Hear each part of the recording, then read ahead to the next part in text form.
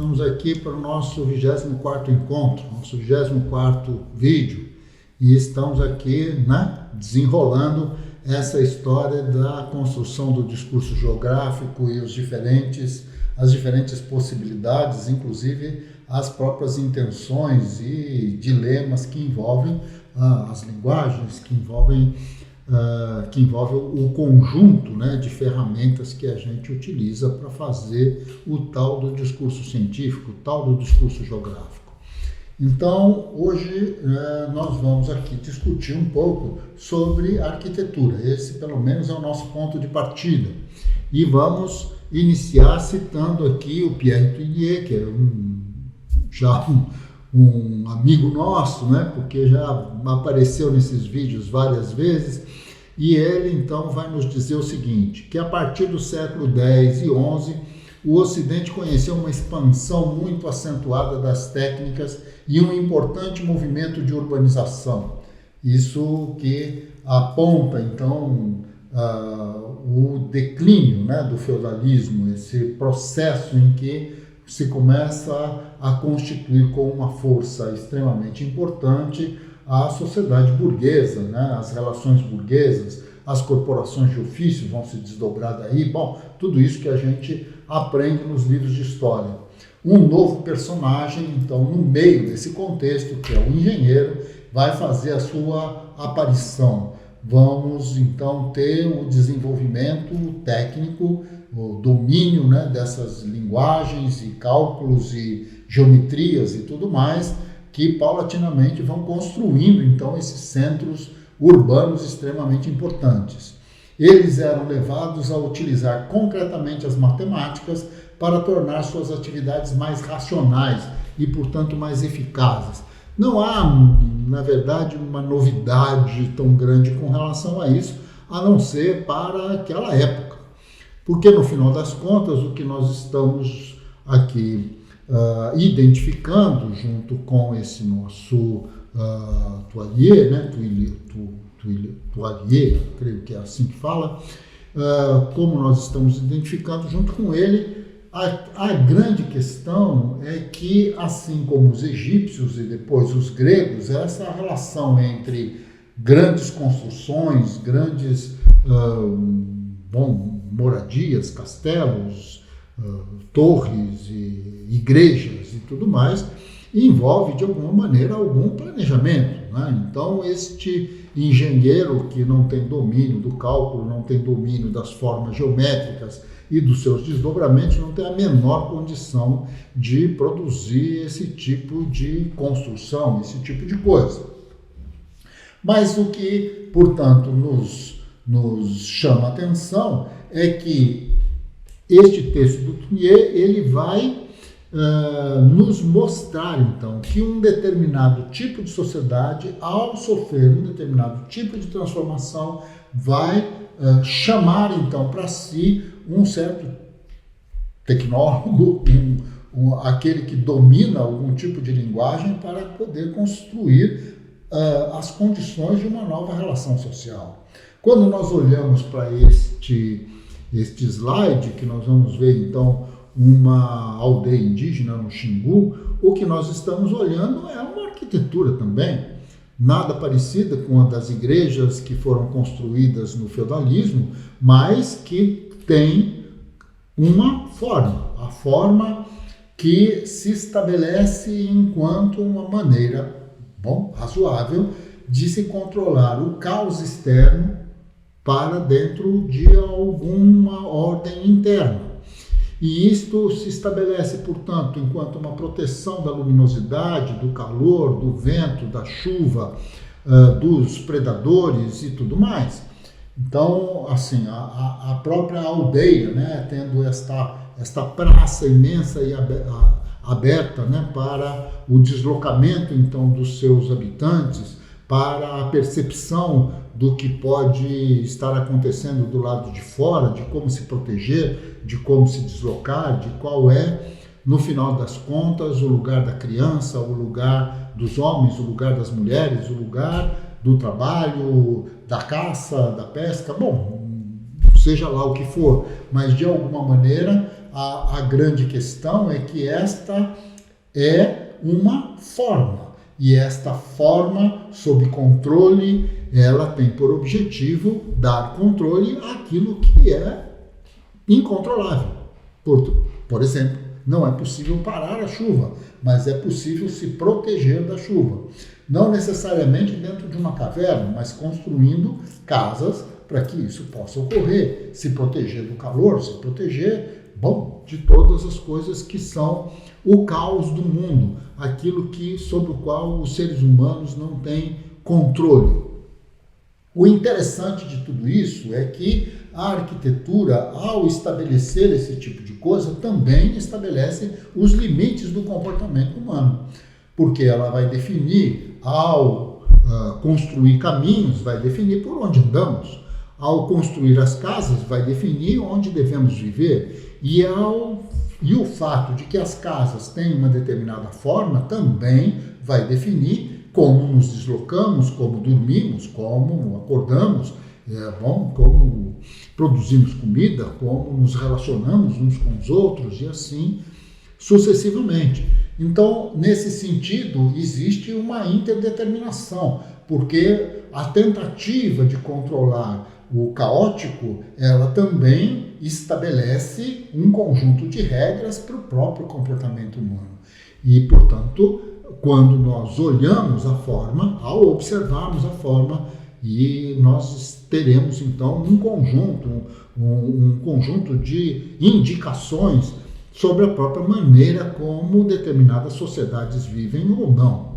Então, quando nós vemos, por exemplo, já este tipo, né, de construção um pouco diferente, já com material que é feito diferente, é uma aldeia em Burkina Faso, no continente africano. Então isso tem uma outra expressão, existe todo um conjunto de códigos, né, de pinturas, de cores, de realces de cores que envolvem as madeiras que são utilizadas para construir essas casas, mas de qualquer maneira então vai se juntando aí, né? O limite do mundo, o mundo externo, o mundo interno, este mundo aparentemente sob controle, e que vai estabelecer para a gente também códigos, possibilidades, reconhecimentos. Uma casa que uma é diferente da outra, aquela é a casa da família tal, da tribo tal, e assim por diante, o eu, o outro lugar, o meu lugar e o lugar do outro. Porque não há como reconhecer o meu lugar se não reconheço o lugar do outro, nesse contraponto, né, extremamente importante da construção identitária. Quando nós vemos, por exemplo, uma coisa como essa, que é o eixo monumental em Brasília, né, visto a partir justamente do Palácio do Planalto, ou do Congresso Nacional e coisas desse gênero, e com todo o sistema dos edifícios do Ministério, é o eixo monumental, né? Quer dizer, quando olhamos para esse tipo de coisa, o que nós vemos também é o que? É uma percepção de uma sociedade, quer dizer, como a sociedade organiza a sua forma. Isto é um monumento, né, que foi construído, ele é um monumento vivo, um monumento onde as pessoas estão dentro. E este monumento onde as pessoas estão dentro, ele está a serviço da existência e da reprodução do poder de Estado. E nesse sentido, então, tudo dialoga com a noção de Estado, diferente de uma igreja, por exemplo, que está a serviço das relações com uma determinada religiosidade, com as regras de uma religiosidade, com os fundamentos e as cosmologias que ela cerca. Uma coisa como esta, que é o caso de Brasília, está a serviço de uma outra cosmologia, da cosmologia que nos permite, então, e ao mesmo tempo impede aqueles movimentos que envolvem a existência do Estado, da existência do poder de Estado, de tudo aquilo que envolve o processo do existir do Estado. Veja que os arquitetos que construíram Brasília, que é uma imagem aérea da cidade, todos, creio que já sabem disso, não é? Que Brasília tem a forma de um avião, que as duas partes residenciais de Brasília, uma chama Asa Norte, outra chama Asa Sul, e assim por diante. E este avião, portanto, está dirigido, né? Ele tem uma determinada direção onde lá na ponta dele está nada mais e nada menos do que o sistema presidencialista, isto é, o Palácio do Planalto. Atrás do Palácio do Planalto está lá, sei lá, o Congresso Nacional e assim por diante, e os ministérios e assim por diante. Então, nesse sentido, a própria ideia dessa geometria é que ela é construída, esta arquitetura como um todo, ela é construída no formato de um movimento, de um monumento, desculpe. Assim como, de alguma maneira, aqui esta imagem de São Paulo também tem esse sentido. Então eu tenho os arruamentos lá na parte mais ao fundo da fotografia, da imagem. O que nós vemos é uma grande avenida com fluxo de automóveis que não podem fluir, que não seja exatamente dentro desses corredores, né, previamente determinados para isso. Porque se um corredor como esse, ele é construído para aumentar a sua velocidade, a circulação e o vínculo entre pontos diferentes de uma cidade, acontece que você não pode usar outro, porque, afinal de contas, isso devolveria à condição humana a situação de caos. Então, quando um automóvel quebra, quando um acidente acontece, quando existe uma inundação, quando X, quando Y, tudo isso nós dizemos, bom, virou um caos, a cidade virou um caos. Por quê? Porque, de alguma forma, a própria estrutura existente não está permitindo que esses movimentos ordenados, esses movimentos sob controle, esse movimento, no caso dos automóveis, controlado pelos semáforos e tudo mais, se realize no sentido da realização da própria vida urbana, da vida da grande cidade. Por outro lado, quando nós estamos olhando cada uma dessas janelinhas com seus devidos apartamentos, seus devidos escritórios e tudo mais, o que também nós estamos vendo é a ordem, o exterior e o interior, aquilo que está dominado, digamos assim, por um certo tipo de comando, um comando que nos protege, mas que ao mesmo tempo nos impede de fazer de forma diferente. Ele é, ao mesmo tempo que viabilizador, ele é restritivo, não? Porque a tentativa sempre é de colocar ordem no caos e, portanto, impedir isto que genericamente se chama de subversão. Existe uma linguagem aqui, existe uma ordenação aqui, onde praças, vias, casas, as formas dos telhados, a distribuição de cada um dos cômodos, né, que se constituem enquanto uma grande mansão, uma casa da chamada classe média, sabe-se lá o que seja isso, ou então um barraco numa favela, ou então um casebre no meio ou na beira de um grande rio ou coisa que o vale. Tudo isso vai, cada um deles, estabelecendo os limites e as condições da sobrevivência humana. São linguagens que se constroem, porque o homem não consegue construir as suas coisas sem que ela se associe ao seu próprio comportamento, à sua própria sobrevivência, criando então uma relação entre a minha casa e a sua casa, a nossa casa, o nosso lugar, o nosso país, numa escala, o nosso planeta, numa outra escala, e aqui é o meu quarto, aqui é a sala da minha casa, e assim vai. Nesse sentido, esta relação de pertencimento, esta relação onde cada coisa se constitui enquanto um significado, ter uma mesa no centro, não ter mesa, ter televisão, não ter eletricidade, não ter, tudo isso são comportamentos, são relações, isto tudo envolve uma maneira de viver, um conjunto de maneiras que determinam o nosso viver, os nossos juízos de valor, aquilo que, do ponto de vista de uma discussão sobre a economia do mundo, né? O existir, e a reprodução da sociedade, nós chamaríamos então de valor de uso. Acontece que, como nós vamos ver mais para frente, na sociedade que nós vivemos, o valor de uso e o valor de troca se fundem enquanto valor. Isso aí a gente vai ver um pouco mais para frente e ver então o como toda esta geometria que se coloca então como uma necessidade na forma de imagens, como o triângulo, o retângulo, seja lá o que for, ou então as parábolas e tal, mas aqui ela vai aparecer no formato de casa, de casas, de escritórios, de ruas, de pistas de rolamento, de praças, de parques, de cidades, de campo, não é?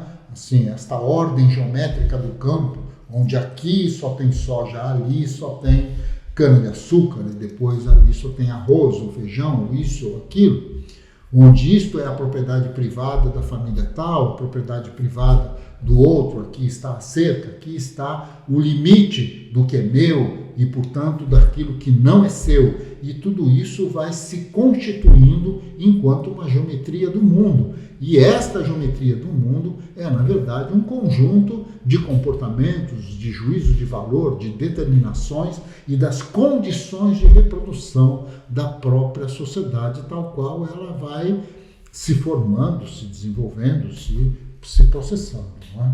Então, aqui nós temos um elemento a mais, né, dessa discussão, e um elemento que vai nos levar ao segundo, isto é, qual é o papel de uma imagem como essa? Uma imagem como essa que, bom, nada mais do que isso que, se estivesse num calendário aí na cozinha da nossa casa, nós chamaríamos de paisagem. Mas as discussões sobre paisagem estão lá no começo desse vídeo-livro. O que nós queremos aqui é dizer que, mais uma vez, ao olhar para as formas dessas coisas e a distribuição delas, o que nós temos é um material necessário e suficiente para entender quais são as relações que produzem e se reproduzem no interior e no contexto deste tipo de ordenamento. Isto é, neste confronto com o caos, o que é que se produz e como se produz. E esta condição, então, que está colocada na imagem, bom, não há dúvida nenhuma que o imagético, nos seus diferentes movimentos, já vimos aí a pintura, vimos a escultura, vimos uma série de coisas, e agora vejam, nós temos aqui frente a uma fotografia clássica, não é? Quer dizer, Duhasnu, quando tirou esta foto, isso foi nos anos 60, duas pessoas, um casal se beijando na rua, que escândalo era isso naquela época, e esta foto se torna icônica. Ela, na verdade, representa uma época no seu movimento, na expressão dos movimentos de sua subversão, preparando-se para os grandes protestos parisienses de 68, que depois também vão se desdobrar nos Estados Unidos num confronto com a Guerra do Vietnã, no Brasil num confronto com a ditadura militar, a passeata dos 100 mil, o problema lá da morte do estudante no restaurante Calabouço, lá da universidade, e essas coisas todas que vão acontecendo dentro do Brasil, vão acontecendo nos Estados Unidos, na França e no mundo como um todo, o rock and roll, o movimento hippie, o isso, o aquilo, e aqui nós temos uma expressão disso, onde a imagem, no seu contraponto e no contexto histórico em que ela é colocada, vai nos dar esta noção de significado, esta noção do que é e de que sociedade nós estamos falando, o que é que nós podemos compreender sobre esta ordem, não é? Que ordem é esta? E em que medida e para quem se beijar na rua nos anos 60 é uma ordem ou é o caos, é a subversão ou é a manutenção, é o reacionarismo em todos os sentidos e assim por diante, não é? Aqui nós temos uma outra imagem que ainda não se tornou clássica, mas vai se tornar, porque afinal de contas é um bombardeio na região de Donbas, na Ucrânia. e este bombardeio, então, está colocando fogo em toda uma estrutura, né, de produção ucraniana e tal. Então, bom, de alguma maneira, a violência desse tipo de coisa, que não foi provocada nem pela seca, não foi provocado pelo fato da elevação generalizada das temperaturas e coisas desse gênero, mas está aí colocando fogo na nossa capacidade de sobreviver. Isto é, o caos se estabelece como uma ordem. A busca do caos para se conquistar, então, o domínio é colocar a vida de todos sob a égide do caos. Então, se você se sentia absolutamente protegido dos ladrões, do tempo, do vento, da temperatura, ou seja lá o que for dentro da sua casa, você não tem como se proteger dos mísseis, não tem como se proteger das bombas, não tem como se proteger dos soldados com as suas metralhadoras, com os seus canhões, e essas coisas todas que envolvem a guerra. E esse sentido, então, de alguém lá pelas tantas, na Ucrânia, o outro lá em Moscou, um em Kiev, o outro em Moscou, aqui em Bruxelas e lá em Washington, se articulam todos e milhares de pessoas vão sendo destruídas, mortas e colocadas no interior desta confusão, deste caos, não é? Sobre os quais essas pessoas, enquanto trabalhadores, enquanto sejam o que sejam, não têm a menor condição de colocar nenhum tipo de controle, porque este controle está para além da sua capacidade política, da sua capacidade econômica, da sua capacidade de domínio. E esta foto, sem dúvida nenhuma, mostra esse tipo de coisa. Enquanto outra, que é uma foto do Sebastião Salgado, lá das tampas da Serra Pelada, e esse trabalhador, então, carregando aí a possibilidade, o sonho, né, de encontrar ouro, ficar rico e sair dessa confusão. É alguém, e esse monte de gente que está aí nessa foto, são todos pessoas que estão para não estar, estão de passagem. Portanto, nada aqui é perene, nada aqui deve se manter, tudo aqui é aparentemente caótico para que possa existir uma determinada ordem de exploração do ouro a mais rápida possível, para que as pessoas enriqueçam, se é que tem sorte disso, o mais rápido possível e saiam deste inferno o mais rápido possível. A foto é icônica nesse sentido, e Sebastião Salgado é o artista, né, em relação a isso. Esta foto, é da minha lavra. Eu tirei essa foto em Moçambique, na cidade da Beira, em Moçambique, e ela vai expressar para a gente uma outra leitura, né, de mundo, esta leitura onde a mercadoria, no caso a Coca-Cola, ela se expressa então como um monumento público. Isto é uma rotatória onde os automóveis precisam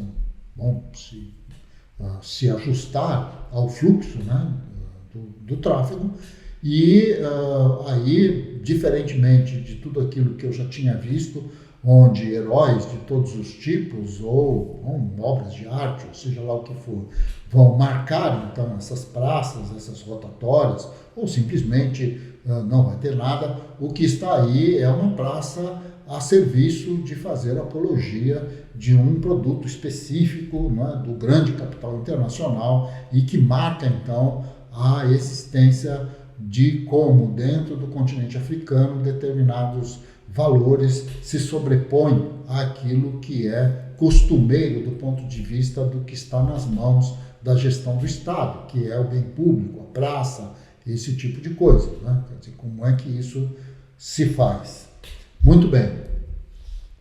Um outro movimento que nós vamos ver aqui está associado ao cinema, essas fotografias em movimento. Nós vamos ver aqui um exemplo mais do que paradigmático, não é? Que é um filme clássico chamado Koyaanisqatsi. Vamos ver um pouco algumas imagens, né, que foram produzidas dentro deste filme e depois a gente comenta. Vamos lá.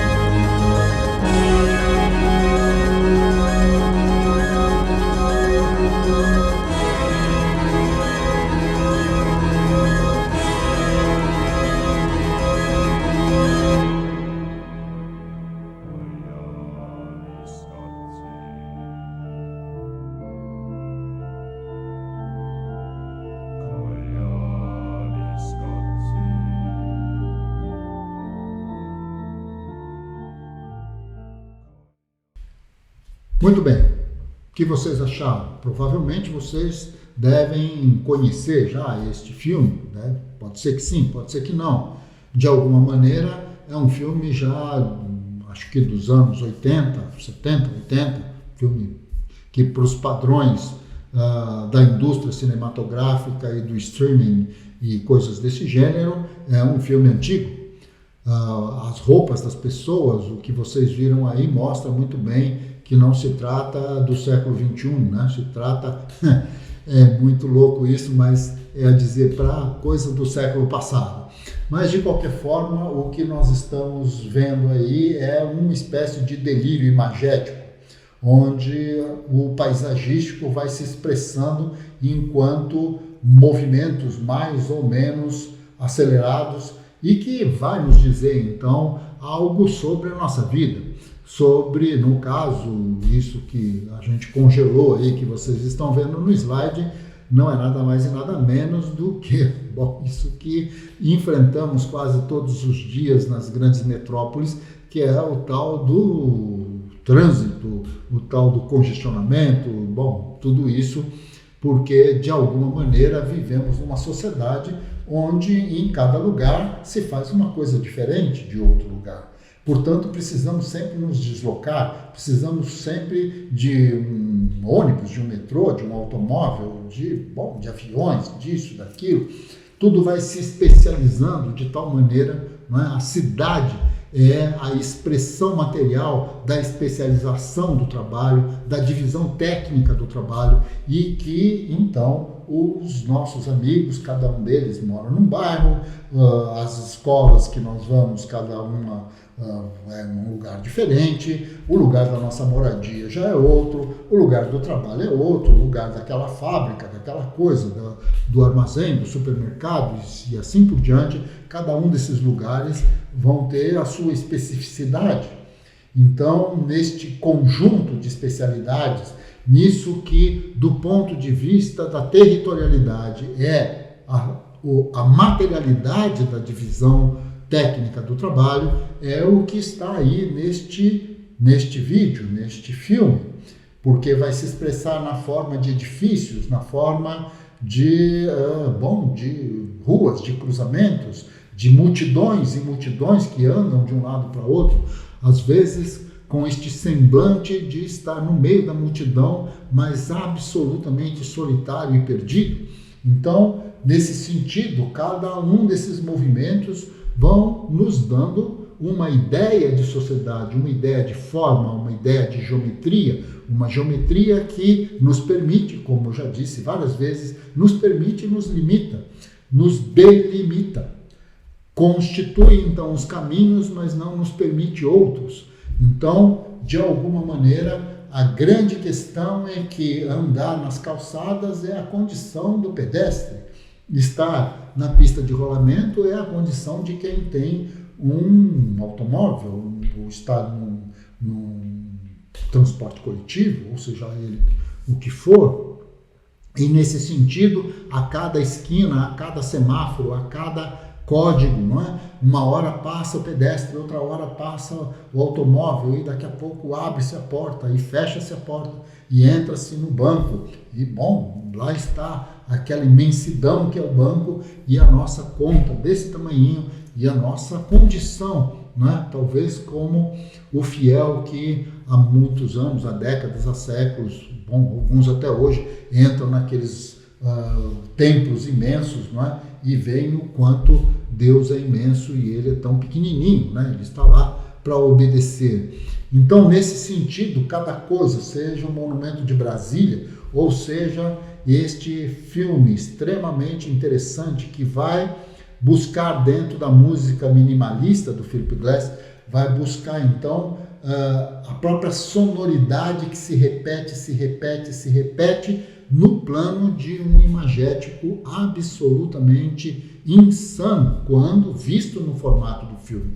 mas que na verdade não passa do próprio ambiente no qual nós vivemos e estamos acostumados e reconhecemos.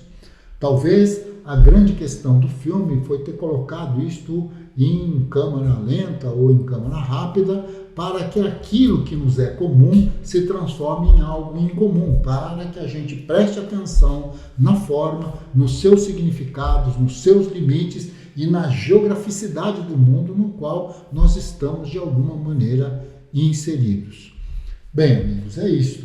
Estamos aqui já terminando mais um desses vídeos e vamos em frente, que ainda tem alguns temas para que a gente possa chegar ao final desse nosso projeto. Até lá!